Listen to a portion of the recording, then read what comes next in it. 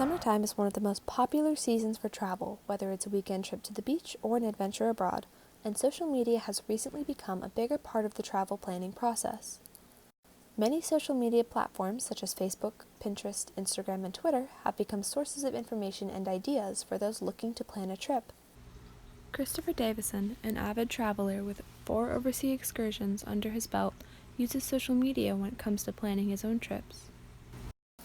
Oftentimes I feel like when I do pick somewhere that I travel, it is because I saw a picture of it somewhere and someone told me to go there, and I don't really do a whole lot of research, but after I've decided that I'm going there is when I start really doing a lot of in-depth research. Through websites, blogs, and social media platforms, it is easy for people to share recommendations for restaurants, advice on which sites to see at different destinations, and activities to partake in. Oftentimes I'll find things from restaurants to clubs to landmarks to museums to there's just about a little bit of everything on a travel blog. It is also possible for interested travelers to connect with local businesses and residents in the area. Trevor Walker, a KSU student, recently took a trip of his own overseas. When planning his trips, he likes to hear a local perspective. But on a more local level, if you can find, people who have lived there and have said, if you're coming to this place, check this out, or if you're coming here, don't check this out. I don't know. Those are always the most helpful because they're the ones that know the most about it, and so I'd say that. This makes it easier to research things like prices, distance, and availability for different aspects of their trip. Do your best to know what will and will not be open if you're trying to see attractions. While social media may be considered useful because of its wealth of information, how else is it influencing expectations for your trip? It is important to keep in mind that social media is based primarily on perception. Most of the time, many of the pictures and information shared from friends on vacation is carefully curated to show the best moments of the trip. Instagram provides an array of editing and filter options to optimize photos, sometimes making them look unrealistically attractive. Allianz Global Assistance states that over 1/3 of millennials travelers post deceptive vacation photos to make the trip look better than it is. This can lead some people to develop expectations for their trip based on untrue information. Books and movies also add to the trend of setting unrealistic expectations for popular places like London, Rome, Dublin, and Paris.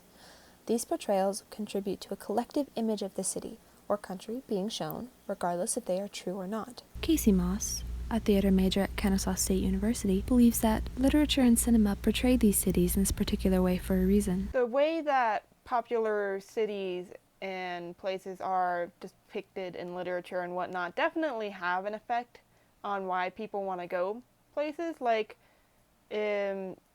the reason why people want to go to Paris in France so much is it's a city of love. It's been written about in multiple books and multiple TV shows. They portray it as the city of love. Possibly one of the most romanticized cities is Paris, often referred to as the city of love.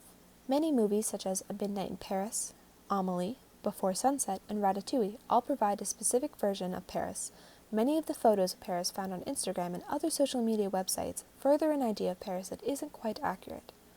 There are over 107 million posts on Instagram with the hashtag Paris. Because of this, it's not uncommon for tourists to be surprised when they find the city in France and find that it's not what they thought it would be. The Hollywood depiction of Paris is very much not like it actually is, and so when people get there, they go in such a big state of shock that they become ill, and it's called Paris syndrome.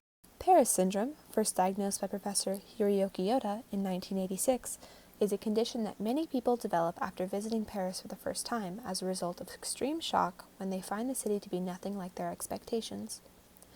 Paris syndrome is usually characterized by symptoms such as hallucinations, anxiety, acute delusional states, sweating, dizziness, and vomiting. This condition is considered a severe form of culture shock. Culture shock is something that can affect anyone traveling who is away from home. Its severity depends on many factors and can affect people differently, but generally brings a sense of disillusionment. In French, there is a word that means something similar, dépaysement, the feeling of not being at home in a foreign place. Unrealistic expectations can make culture shock worse. It increases disillusionment and sense of not belonging when reality is different than what was planned for and expected. Rider University states that one of the best ways to avoid culture shock is to keep an open mind. This means considering all possibilities and avoiding stereotypes of the place you're visiting. Some other ways you can do this include talking to locals about what to expect and any customs that could be different from those at home. It also helps to read all the reviews about a place or activity you are interested in. And that's where social media really comes in handy, because that's the communications aspect of it is, the talking to the people, or like going to websites and understanding reviews and ideas, other ideas and recommendations is invaluable. Many bookstores sell guidebooks that provide in-depth information on cities and can be instrumental in planning for a trip. Lastly, it can be useful to speak with people who have been to these places before. Ask them about the worst parts of their trip as well as the best. Keeping an open mind is the best way to have a more enjoyable vacation.